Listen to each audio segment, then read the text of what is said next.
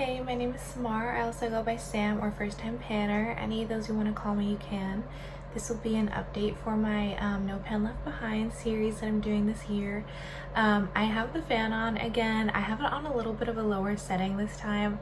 Hopefully you can't hear it too much. Sorry about last time, I totally forgot to turn it off. If you're new to my channel or to this series specifically, I'm trying to use every single pan of eyeshadow in all of my palettes in the year of 2024. So on top of my project Level Up, I'm also doing No Pen Left Behind, and I've been having a really good time doing it. I split each month, so I go by calendar month, and each month I have 4 or 5 palettes that I want to use within that month, and if I'm not able to use them all, then I just move on the next month. I will say so far this year I have been able to use all of my eyeshadow palettes in their entirety every single month, so I was successful in May again. But I will say I'm filming this on June 2nd, so and I have my last use on my eyes today, so technically I didn't really use everything in May, but I used it by the update, so I'm gonna count it. I'm filming this a little bit late because I heard someone say yesterday life was lifing and they just couldn't get it together, and yeah, life was lifing, so yeah, I couldn't get my videos up on time. Technically I'm supposed to have my May makeup recap up before this, but I wanted to get this filmed because I only go by calendar month for these, and I wanted to get this up as soon as possible, start working on my new palette. So let's just get into the palette so this video isn't too long. In May I only had 4 palettes that I was working on instead of 5 because I had one of my extra large palettes in, which was the ABH Norvina Pro Volume 5. And then I also had 3 other eyeshadow palettes: my Dose of Colors 9 Years Later palette, my ColourPop Fresh Greens palette, and my Juvia's Place the Berries palette. I'll start with my Dose of Colors 9 Years Later palette because I think this is the first one that I started working on in May, so it'll be easier for me to edit with all the pictures that I'm putting in. But in my last update, when I was rolling this palette in, here's what it looks like. Oh, I'll hold it on the other side so it doesn't create a shadow. But when I was rolling this in, I was saying, yeah, I'm not really into this palette as much as any of my other Dose of Colors palettes. Like, this is my least favorite Dose of Colors palette, which isn't saying too much because Dose of Colors has pretty much my favorite eyeshadow formula ever. But yeah, I would say this is in the lower half of like my palettes if I was ranking them, but it's not bad. Using this past month, I really grew to appreciate it a lot more than I had when I first, like the first time around using this palette last year in 2023, I think. Maybe it was 2022, I can't remember. But yeah, I just really enjoyed using this. I did lots of looks that I really liked. I think I actually ended up using the 2 brown mattes twice because I did a look with this duochrome and then also this like nudish, like champagne-y color. I also did a look with the black and the purple, and it was a very, very bold look. You might remember it. I definitely remember it. I just used it for filming. I didn't go out like that, but it was fun to create the look, so I had fun with that. Other than that, I don't know how I would get much use out of these 2 shades other than just doing like fun looks for filming, because this black isn't super opaque. I had to use a black base on my eyes and then build on top of it, and then also this purple doesn't show up too well. Like it just looks very dark on your eyes, so it's still a pretty color, and on top of the black, the purple was able to show more because it had a black base underneath. But just in general, the purple isn't that great. Other than that, I really enjoyed using this entire palette. I think one of the main reasons, other than these 2 shades, that I wasn't super into this palette the first time I was testing it was that I felt like these masks just didn't show up too well. But recently, I think in the past few months actually, I really just haven't been setting my eyeshadow primer at all, except for when I had to use the shade. I did use it to set my primer, but I didn't use it when I was using these two shades. And without setting, like putting something on top of it, if you just lay these two colors directly on top of your eyeshadow primer, they are so much more opaque. So that's definitely how I'll go about using this palette moving forward.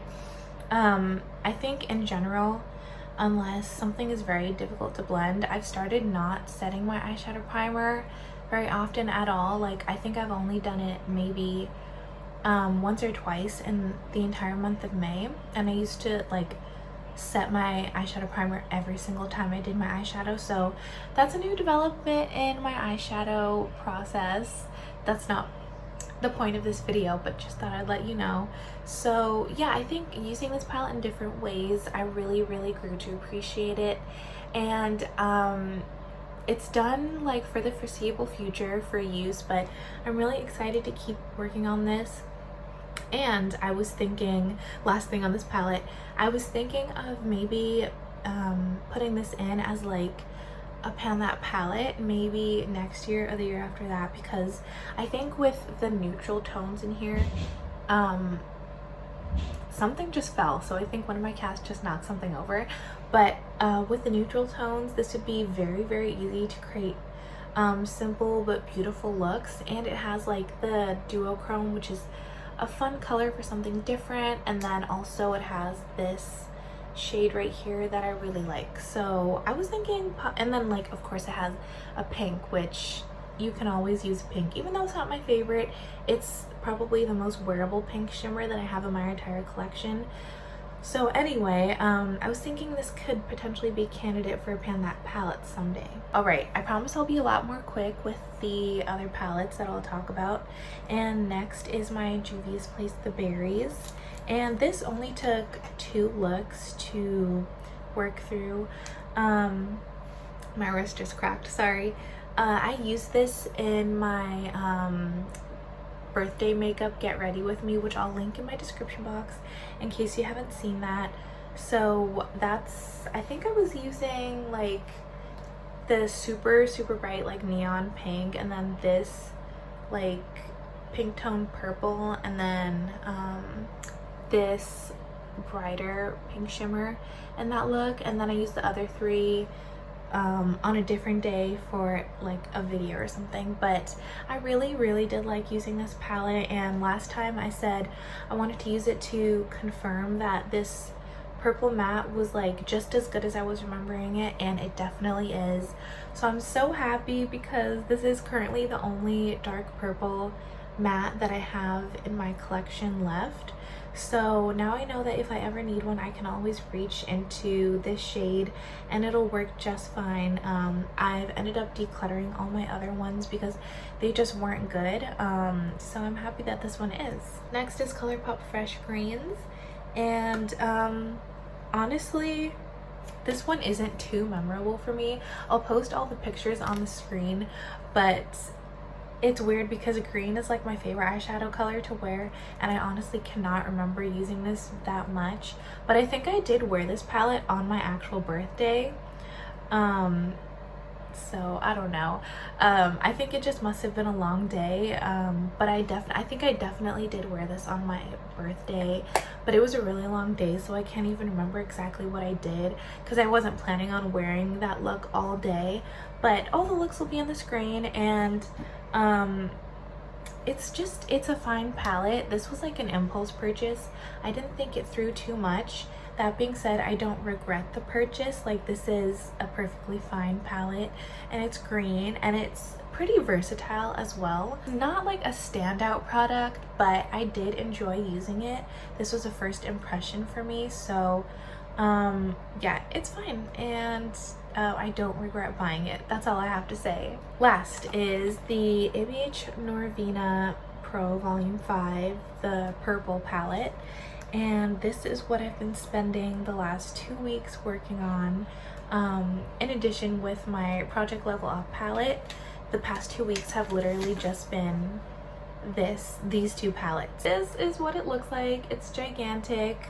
and the mirror is huge, so I'm not going to show you, but I even made this little card that I checked off every time I use something, so I made sure to track my use.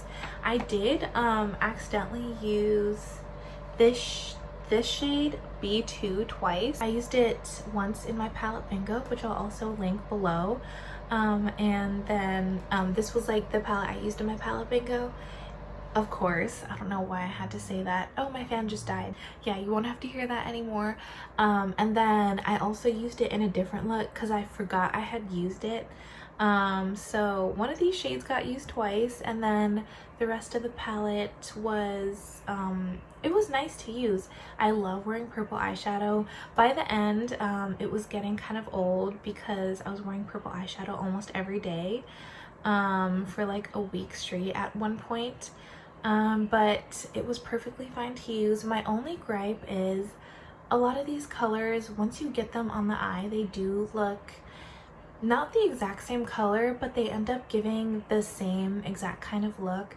It's the same thing I mentioned with my e.l.f. Rose Gold Nude palette that I used sometime, I think like early this year or late last year.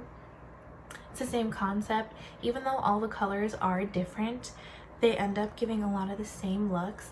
And also I noticed it was really, this is like random, but it was really difficult for me to find lip colors to wear with this palette, because this, like these specific tones of purple, like the lilacs and the dark berries, I don't have that color lipstick. So I have one berry toned lip crayon in my entire collection, so I was kind of just using that one with a lot of these looks, but most of the time I was wearing a lip color that did not go with my eyeshadow. So, and I'm not gonna buy a lip product just to go with one palette, so that was a little bit difficult just to work into my like makeup looks. Not that that's the end of the world by any means, it was not a hardship. But yeah, those are my thoughts on this palette.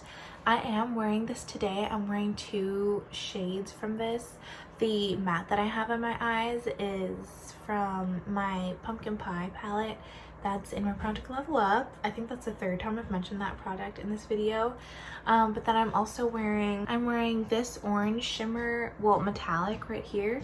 And then I'm wearing this lighter orange shimmer on top just to lighten things up a bit. And then I'm wearing my Natasha Denona single and my deck of panning for my inner corner highlight. Overall, I bought this palette half price, so I did not pay $60. I paid $30 for it. And this also was kind of an impulse purchase. I had been wanting this for a very long time, but I wasn't planning on buying it when I did. I just bought it at that moment last year, I think in summer, because it went 50% off. I thought it was being discontinued, so I just bought it. I don't regret buying this palette again, but I do feel like there's a little more to be desired with it, considering there are 25 shades in this palette. I think it could have been, there could have just been a little bit more variation.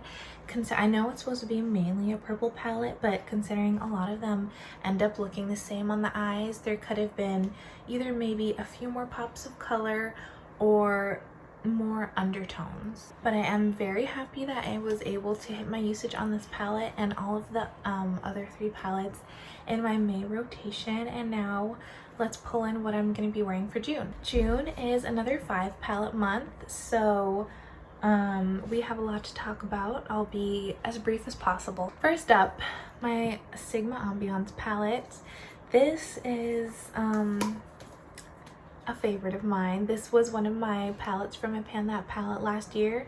This was like the original palette I chose, and then I ended up doing Better Together, so I pulled in my Sephora Blues Beauty, which has already been in this project this year. And yeah, now I'm coming back to this palette, and I already have 3 pans. I have a pan in Basque, and Rich, and Candlelight, which is my favorite shade in this palette, and I'm excited to use this. I'm not going to talk about it too much because I spent all last year talking about it, but I'm excited to expand the pans in here, and I specifically chose this palette to be in for June because it has a shade called Summer Solstice, which is this one, and I love wearing this shade with one of my Super Shock shadows. My shadow in Moonwalk, which is my favorite Super Shock shadow, so I'm excited to use it. And maybe I'll use it on summer solstice, which I think is like June 28th usually, something like that. But anyway, yeah, I'm excited to use this again. Another palette that has a pretty similar color story, which I didn't even realize until I pulled these out to film, is Juvia's Place The Nubian. And I bought this a few years ago. I had been wanting it for so long, and then finally I had like a Target gift card, so I went to a Target with an Ulta and I bought this immediately. And yeah, it's like not the best. It was a bit of a disappointment for me, just because in my mind I had been hyping it up so much. And I will give credit where credit is due. This is a good palette for anyone my skin tone, because this I mean, I feel like now in 2024 palettes are starting to be a little bit more inclusive, a little bit better for like mid-tone and deep skin. But at the time I bought this was like one of the only palettes on the market that I was able to use every shade and it wouldn't look weird or like ashy on my skin tone, which is one of the reasons I wanted it so badly. I don't dislike this palette. If I disliked it that much, I would have decluttered it by now. But I just wanted to preface this with saying it's not my favorite, but I definitely can still use it. I'm interested to see how it compares with the color story of the Sigma Ambiance. So this is what they look like side by side. Even though they're not exact color story dupes, they are pretty similar. I have my Sydney Grace Mountain Trail, which is so beautiful. I love the cover. That's honestly like 50% of the reason I bought this palette in general. And this is what it looks like. So I wanted to throw this in because, you know, I love green eyeshadow and I wanted to have some green in the month of June while it was still like spring a little bit. I love this palette. The only thing that, well, there are two things about this palette that just make it less than perfect for me. The first one is this shade Backwoods, the lightest matte in the palette. It is not good quality. I don't know if it was just my palette that had a dead shade in it or if all of them are like that, because I haven't heard anyone else say that. And you can even kind of see like, I don't know, maybe you can't, but there's like texture in the palette.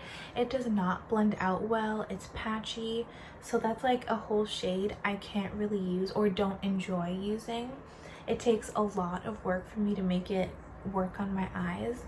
And then also the shade Be the Sunshine. Not that it's a bad shimmer or it's metallic. Not that it's bad at all, but it is a yellow metallic, which I don't use yellow eyeshadow often. It does have a tiny bit of like a yellow green shift, but it's not enough for it to be like a duochrome. So yeah, it's just a little bit difficult for me to use that, but I definitely will find a way to use it. My level 2 palette for Project Level Up, fourth time I'm mentioning the project, by the way, that was a yellow and green palette. So I know I'll figure out a way to use this.